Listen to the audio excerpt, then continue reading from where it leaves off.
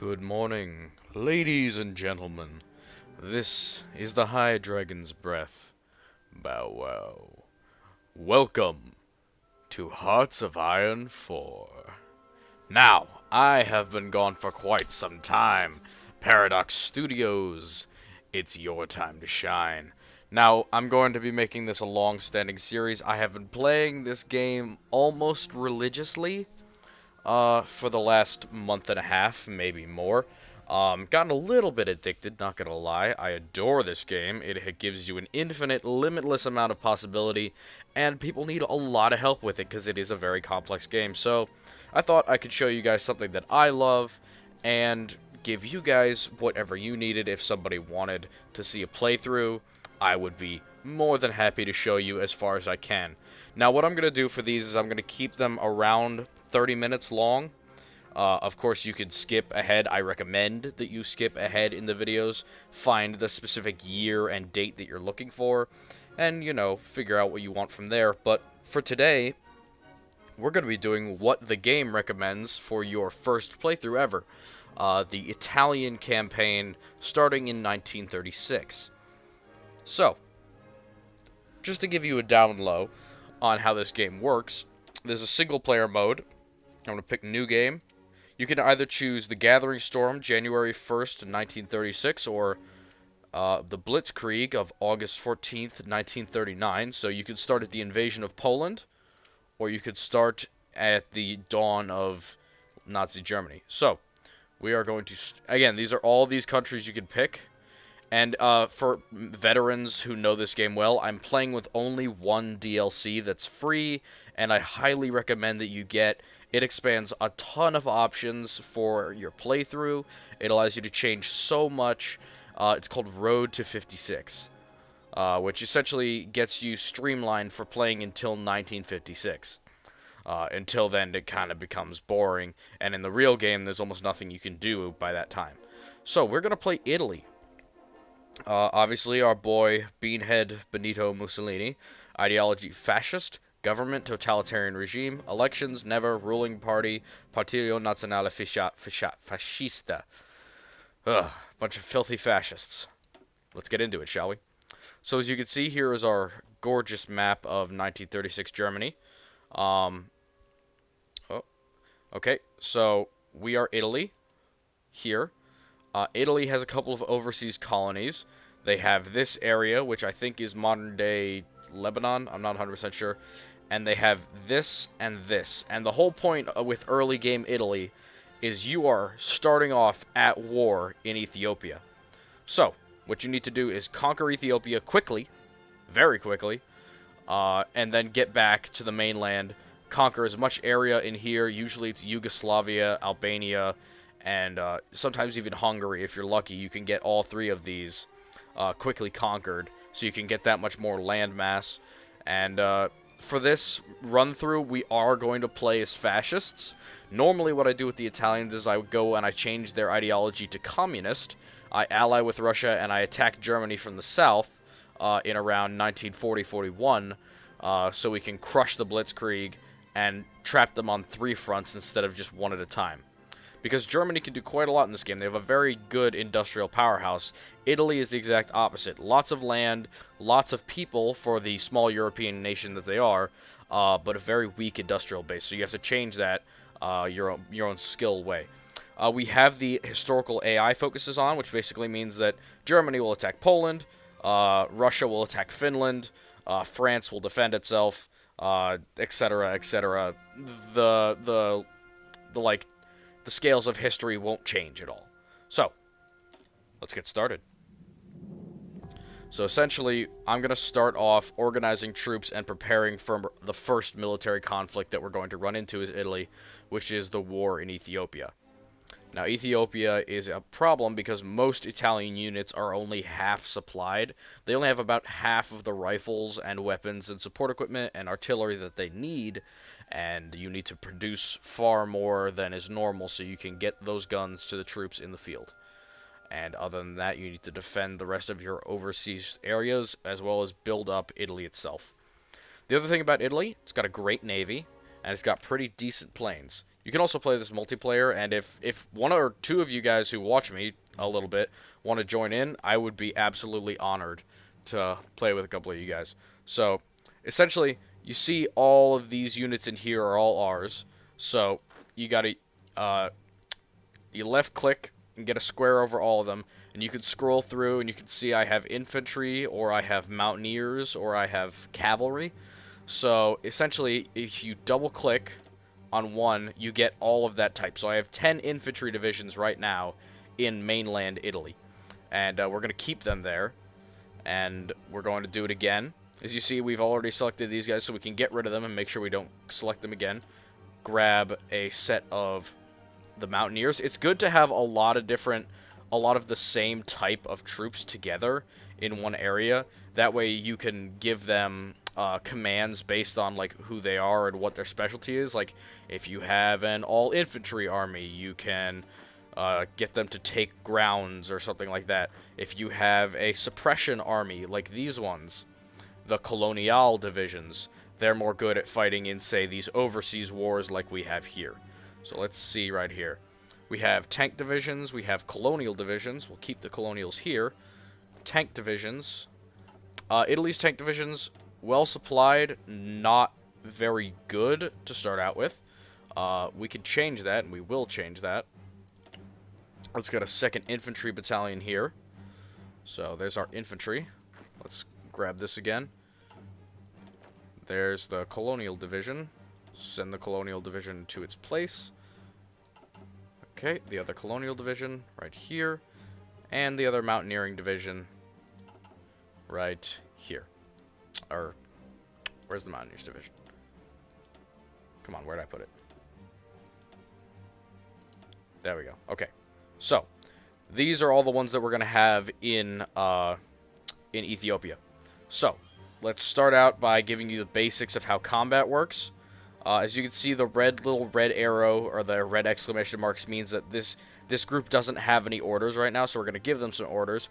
This little button right here is called Frontline. You click on an area, and as you can see, those 10 divisions of Army 6 are now assigned to that area. So let's grab this Mountaineering Division, and I only need about 15 divisions up here. So we will grab our tank divisions and bring them somewhere else. Our colonial divisions should stay right here. These cavalry divisions, I think the cavalry could stay there, but let's see. Tank divisions, we can keep them here as well. So we're going to keep all of these guys in this area. We're going to keep them together. So these are our forces in Ethiopia right now. And these are our forces in Europe. So let's get these guys a separate commander. So as you can see, I'm taking one army at a time, moving it over to this commander slot. And as you can see, now they are joined under one army, under one leader, technically. So you have all of these different ones. So let's give the Ethiopian forces a leader. And we can give all of those troops someone to look up to. And obviously, these skills correlate to how good your troops are going to perform. How well, I should say.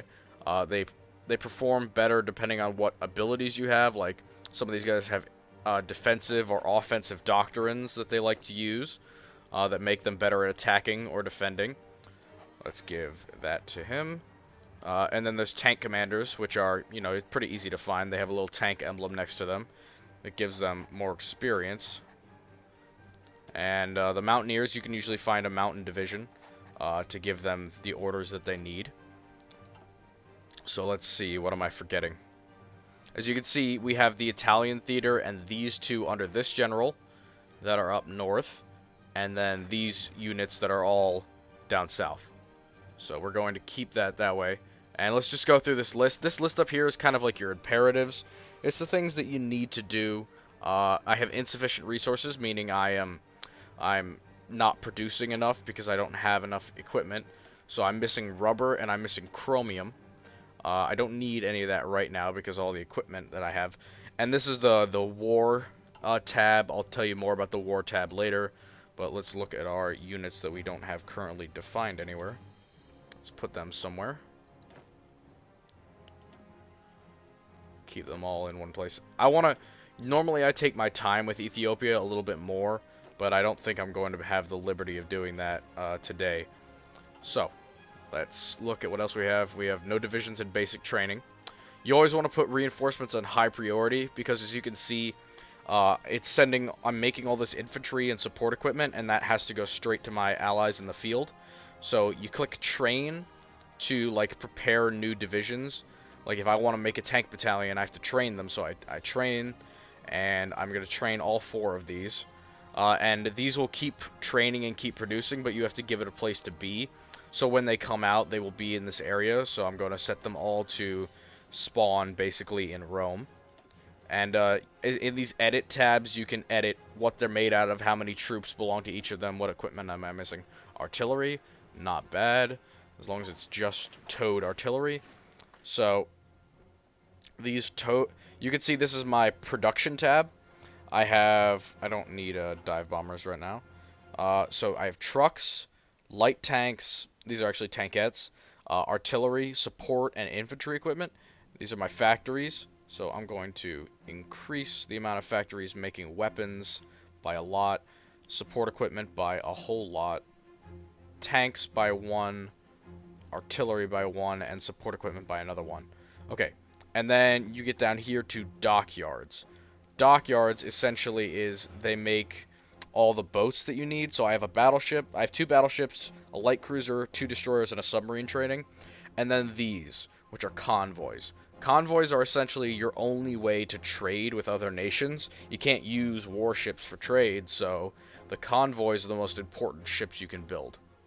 So, we're missing some steel, and as you can see, some of these are yellow. That means that due to lack of resources, we're going to have a hard time producing them. And same thing here. And if it's red, that means you're not producing them at all. And, okay, air combat I can get into later, but essentially what you want to do is just get rid of all of these until you want to put them somewhere, because it frees up your manpower. And you start off with a lot of stuff trained and made already, like planes and such from the First World War. But they're all terrible. They're pretty much all terrible. So you just want to take them and remove them from existence. I'm going to put some planes in here. A good thing would be these guys. So, in order to move equipment, you just click Shift. Let me just do that again. Or Control. Control, 2, 3, 4, 5, 6. So that's 200 planes. And I can click them to make them do all of these different things. So I can make them do close air support. I can have them be whatever I want, basically. And as you can see, now all this area has that support from my planes. So my planes are doing quite well. I have a lot more room for planes. I will make more planes go here. There we go. So you have to click on the area that they'll be operating in, and then you have to give them a job in how to operate. Okay, next thing. National focus. Okay, so national focus. Oh my gosh, I forgot about these. This is essentially your upgrade tree for Italy. My god. So just look at the absolute size of this, guys. This is what happens when you pick Route 56. And again, look at all the communist options you have here. But let's look at the fascist side of this tree. Okay, I don't know where it is. But we'll figure it out as we go along. But most of these are things such as research. There it is. Yeah. Hitler visits Rome, Pact of Steel, run trains on time, join the Axis, help from German scientists, German military cooperation, etc. Versus the communists, when you can get the mission to Moscow, call for world revolution, put women to work, Marxist youth, etc. May I offer first that I'm not a political channel, and I'm just naming off things in a video game. Please don't at me. Victory by any means, or Ethiopian war logistics? I think I'll do war logistics. Because infrastructure is pretty important. It allows you to, like, put roads here so your troops can actually move somewhere. Speaking of roads and logistics, let's take a look at Italy proper. Now, the first thing you want to do when you go into this build tab here, this construction tab, is build a whole lot of civilian factories and construction works. 1 or 2 in every state is pretty good. You want a lot of these so you can build other things. Basically, these are the factories that build other factories. And if you want good infrastructure, you want a lot of these quite quickly. So to start out the game, you basically want to do those, and then military factories. Almost all military factories. Because these are good for everything else that you have to do. Let's get 1 of those, and then we can do a couple naval dockyards. Maybe 3. 3 is fine. Because I could build some down here too. And that's the other thing. Like, I could industrialize these regions and make them just as powerful. And then you can look and you can add infrastructure, meaning roads, trains, etc., to get your troops moving, or to add the number of factories that you can put into an area. So all of these build pretty slowly over time. So as you can see, I've just filled up my queue, and that probably won't be done until 1939, 1940. And finally, the most important thing, research slots. These are the most important because they allow you to get all the upgrades that you need to move your country into the future. For Italy, that is mostly electrical and industrial equipment. And sometimes, just sometimes, it's military stuff. And as you can see, there's all these different ones. And I think I'll be going for doctrines and such soon, but I'll explain that later. I don't have anything I can do here, realistically, so let's grab... We could grab steel mills. We could grab those. All infantry. I don't think that's worth it. So, the best overall upgrades are infantry support weapons, which essentially gives all of your... almost every single ground unit better attack and defense. Basically, it's creating new machine guns for your troops. So, if we were to look at battle plans right now, let us take a look at how we want to do this. So, as you can see, I'm using the battle plan, or the advanced line, to mock up a battle plan for my troops that they will follow. As you can see, there's 5 divisions assigned to that one. And you see the 2 lines of attack there. And then, same thing here. I can grab from the bottom and just click, click, click. There we go. Now, yellow usually means, like, it's not going to be a strong line. You don't have enough troops to hold it, etc. But realistically, for right now, we're just going to be mowing down almost all of these Ethiopians, because they're even worse supplied than we are, but we're not all that great either. So, let's grab this army, and let's make sure that they are on our border with Yugoslavia, and they're training. We want them to be training because it gets them stronger, it lets us produce a little more equipment, and it gives us some good army experience per day. And with all of that setup completed, I think it's time to hit play. So, just in order to start, you see this timer up at the top. There's the world tension, and then the current date. It's currently midday on January 1st, 1936. And I'm going to hit space, and I'm going to let that clock run down. So, as you can see, most troops aren't going to be moving, except for the ones that I had going elsewhere, such as these ones. That guy's going to go overseas. They're going to leave and come in through this port, and we're going to see if we can't keep them at bay. Basically, we want to get all troops into position and, like, ready to go before we start an attack. Yeah, I don't need any fighters, but I might as well. No, producing planes is kind of hard to do. It's also really expensive because it always costs aluminum and oil, and you'll find that oil is kind of hard to come by late in the game. So, making cheap, effective planes is quite important. So we're going to let all of our troops see the troops from the mainland that we ordered down here are already going through the Nile, or going through this area in Cairo to get down through the Red Sea to our units over here. Absolute units. Yeah, I mean, we should make more steel. So let's trade with,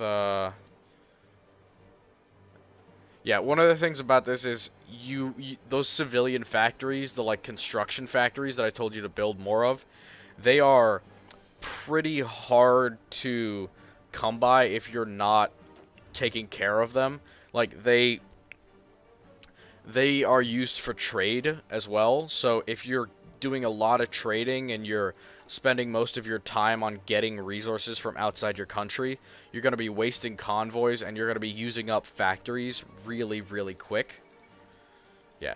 And there's those little bulletins from history that'll tell you what happened on this day or whatever. But I think we're almost ready to start an attack. We are ready to start an attack in the south. I don't know how they're going to be able to react to tanks. Probably not all that well. Let's let these two guys get into position. You want to launch your attack in the south before the one in the north, because the one in the north takes a very, very long time to mature. As you can see, you're going over all this mountainous terrain, and even though we have mountain units, we also have a ton of leg infantry that aren't that good at advancing in mountains. So we're going to wait for all of these colonial divisions to get down and dirty with it. And then we're going to launch this first attack. And as you can see, they have 6 units to our 8. We have 5 colonial divisions and 3 tank divisions. I think everyone's in place. Almost. Let's launch that attack. So as you can see, my troops are moving forward. If I were to click on this battle here, I can see how well it's going. I can see the opposing generals, the opposing sides, their credentials, the air situation, how many planes are in the area, and I can see the respective attack, breakthrough, and defense of our units, as well as their preparedness and their organization. Essentially, how this game's combat system works is the better equipped troops with the more motivation will break down and shove back the enemy troops. Meaning that if you have a lot more men or a lot better equipment, and you stay organized and disciplined, your troops will always push back the opponents, and you can always gain ground. Or if you have better tactics, which we don't have at present because we haven't trained any of them. But if I wanted to, say, command these guys specifically, I could just take them and click with my right click to get them to go exactly where I want them to. So I can see these guys are all ready. I'm going to launch those attacks as well. As you can see, our fuel is going down significantly. I'm going to stop this training, actually, because we need that fuel. Fuel is important, and I do not want to run out of it. So, as you can see up here, it says it's red, and it says 85 days, or 84 days. That's how long it's going to take for us to run out of fuel, or run out of oil to fuel our tanks, give our soldiers any logistical support. It essentially is the lifeblood of your army. If this ever reaches 0, you are in some bad, bad straits. And you can see up here, all of these green dots, these armies are winning. This one's actually about to win. So as you can see, he shoved back his opponent, and he took that ground, that little area that he was trying to attack for. So, let's watch. And another victory in the south. These gentlemen are making their way downtown. Walking fast. Another victory, I think, here. As you can see, they don't really have an answer for the tanks. They really can't do anything. But we're just going to make absolutely sure that they never get the chance. Colonial Wars, man. Colonial Wars. So, obviously, like, just this one division is kind of holding their own. But I'm sure that he's going to get some support soon. Yeah, there we go. So as you can see, as more join the battle, you get more of a chance. And as you can see here, these are the doctrines that they're using. We're assaulting with a close quarters attack, and they're setting up a close quarters defense. It's just kind of a bloody knife fight right now between the two armies. As you can see up here, my army experience is going up because of the training and because I'm at war. Army experience is basically what you learn from the battlefield that allows you to upgrade your units. Kind of like, hey, we noticed that we needed more men on this front, or, you know, some artillery or some anti-tank would be of a lot of use. But your generals coming back and telling you that allow you to go into your edit tab and change how your companies work. I'm going to grab logistics and artillery support for my main units. And that's very important. I don't know. I didn't have to research that at all, which is great. I think there might be something different about the normal game versus Road to 76, but that wasn't normal. I don't know why I didn't have to research that. But the whole point of attacking and how to take over an enemy country is, oh, nationalist Spain declared war on Spain, which means the Spanish Civil War has begun. Now, if you want to look, this is Spain in the middle of their civil war, so we're going to just let that pan out. And we're going to act exactly how Italy does. If they ask for ships, we're going to give them ships. We're going to give ships to the fascists just to give them our support as a fellow fascist country. And as our troops continue towards the main capital, by the way, one of the best ways to capture a nation is to take its capital, and take as many of its cities as possible. So basically just rob them of all of their cities and their main capital, because that will get you the most victory points, which essentially just means you beat them well enough to win at life. Alright, so this is probably going to be the last couple of days of this war. Got through it pretty quickly. Alright, cool. Just a little bit more help right here. This is like the Law and Government tab. You can get there's National Character, Military Staff, Research and Production, Laws and Government. So, in National Character is the cheapest ones. You can get Order Above All, which is kind of the strict Gestapo military police type. Individual Rights, which is really just for democratic countries like the United States, Britain, France. Or, in my case, I like Balanced Approach because Italy needs more stability in its life after so much war and chaos. And the Balanced Approach allows you to give limited rights, but keep your populace very happy. And you want people to be happy, because then they produce more, they work in the factories more, and they're more willing to support you when you go on crazy wars of aggression like Mussolini does all the time. Trust me, there will be some crazy wars of aggression for no reason. Matter of fact, I'm going to go invade Yugoslavia once this is done. Yes, I said I was going to do everything historically, but also let me have fun. I want big Italy. I want a big Mamma Mia Italy. There we go. We got the Ethiopian war logistics upgrade. Okay, and then we can get victory by any means, which is just going to open up our upgrade tab. We're in the last stages of this war. Let's take a look at that war tab. As you can see here, Ethiopia is 44% of the way towards capitulation. They've lost 16,000 men to our 1,200 men. We got more stuff being made. The more stuff you have being made, the better. More dockyards? Oh, I guess I have even more. Even more stuff. And one of the things you can look at here is the equipment deficit and proviso.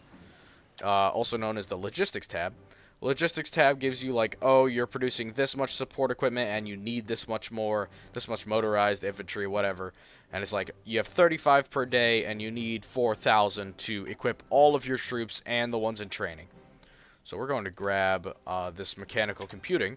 All of the electrical stuff kind of just upgrades how fast you can you could research upgrades. It really is just your way to speed up your own leveling so you can get stronger faster. And I think I'm about to pull the plug on this campaign here. Yeah, as you can see, they're all off on their own armies, but if I want to have them all run and make a dead rush for the capital, I can just aim them towards it. And as you can see, as more of them combine and get towards each other, their chances of winning individual battles against smaller foes increase. And if any of them were to, say, get thrown back or lose their footing, they would just go back to the regular plan of fighting as they were intended and attacking everywhere. You can do a kind of a slow, balanced approach using the lines and the orders, or you can just slam into them with these types of mass attacks. And I think, there we go.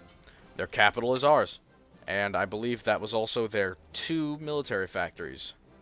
Which is good, because military factories are good for producing what ails ya. There we go. Alright, so we have won, signing the Treaty of Addis Ababa. We're going to take the Ethiopian continent, end turn, and done. That's the simplest way to wage war, ladies and gentlemen. Just one and done. So, we're going to break up this army now. We're going to send everyone else who isn't, like, basic bitch infantry. We're going to combine these, actually. There we go, full 24 troops, or 24 battalions. So these are all in one army, right? Yep.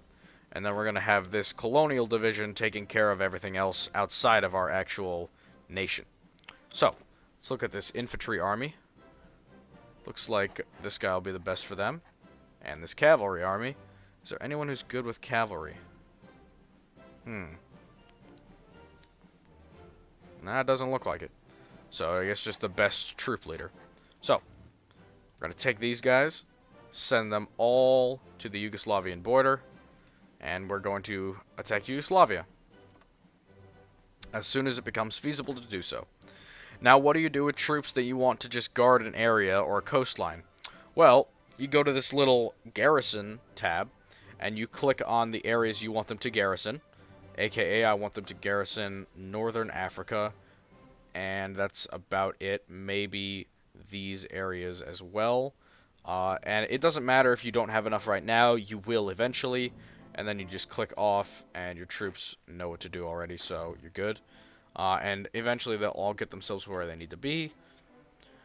I don't need any fighters. I'm going to take all of the planes out of here and put them back into Europe,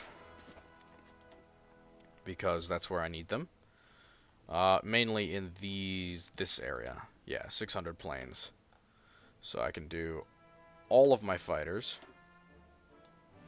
Western Balkans. You can create a new squad and put more in. Same Western Balkans. And even more interwar bomber. Same Western Balkans. And then you can just have all of them selected and just click, click, click everything. Now, let's get into the ocean. There we go. Italy's navy. Quite the powerful one, as you can see. So we're going to grab this naval squadron, click Strike Force to, destroy all of their ports and keep any, commerce that they have from getting out. And we're going to click and give them a admiral to run that area. And for the rest of them, I'm actually going to have them... No, I don't have enough fuel, but normally I'd let them train. So, let me see. What do we still have to provide our troops? We have 14. We have a lot more factories to go, so let's send the United States a request for steel and send Turkey a request for chromium and let the clock run. There we go. Now our fuel, we're getting much more fuel now. There we go. National focus canceled, which means we can learn from the Ethiopian War. There we go. Planes for Franco, volunteers for Franco. Factories for Franco, treaties for Franco. I want to keep Francisco Franco very happy with me. So, we're going to get that up and ready.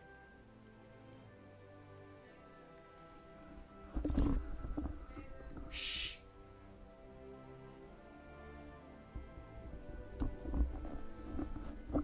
Sorry, I just had a fly on my shoulder. Alright. So, we can now... Okay, we can't do it now, but as you can see, you can click on another nation, Germany, for instance, or for me, it's going to be Yugoslavia. We're going to see in here that we can justify a war goal against them, aka we can claim that we want to take their territory or just take something from them. Usually it's territory. And we can justify doing so over time to our people, so they will gain enough support to commit the atrocity of war on one of their neighbors. And then we will conquer the ever-living crap out of them. So, we have that to get ready to do. We have all of these research things going. And now, for the last couple of minutes, because I am going to have to leave this here in a couple of minutes, we're going to take a look at what we still have to supply. These are all the things we have to supply. We have motorized support equipment and towed artillery all in need. So, the only thing we don't really need right now is tanks. We got plenty of them, so yeah, we're going to leave that like that. Now, as you can see, I have armored cars here, which I'm not going to use right now, but I could if I wanted to. We have anti-tank rifles and anti-air models if we wanted to use them, but I'm not going to again. Larry, let's add another set of tanks required. We're going to do recon companies, logistics company, and support artillery. More of this. We're going to do a recon company and a field hospital. These are all just to give our troops more help on the ground and give them a better chance of surviving. And of course, we would need to beef up all of these positions. Look at all of that. You see, the more stuff you add, the harder it is to reinforce, and I just required a whole lot of manpower, which is a very, very needed commodity in 1936, since not a lot of people are very willing to volunteer for the army. So, speaking of volunteering for the army, we can make it so they don't have to do that. If you look over here in the conscription tag, you can do limited, volunteer, disarmed nation, which means you can only recruit up 1%, 2.5%, 1.5%, 5%, 10%, or 20%, or even better, you can get a 25% of your population willing to fight, but you get massive, massive penalties for forcing that many people to fight.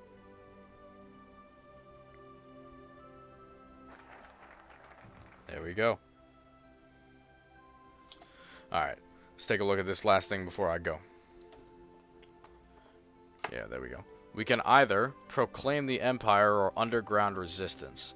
Now, as much as I want to do that, oh man, it's so much more fun. It really is so much more fun to do this one. You know what? I choose to have fun. Screw you, Hitler. I will not proclaim the Empire. Italy will become communist. We're playing communist Italy, boys. We're playing communist Italy. Well, ladies and gentlemen, I'm very glad to be back. I'm sorry I left so long, and I'm very glad to be playing this game, which I have kind of fallen in love with, I'm not going to lie. It's a gorgeous, gorgeous game. It's an absolute marvel to me that it exists and that I haven't found it earlier. But I look forward to a whole lot more of this in future. I hope you do too. I'm very interested in what you guys think, what you want, and what you know about this, so hit me up with that thumbs up, hit me up with them comments. I want to get a community around this because I'm so happy I found this game. Either and every way, ladies and gentlemen, hope you enjoyed this video. I'll see you in the next one.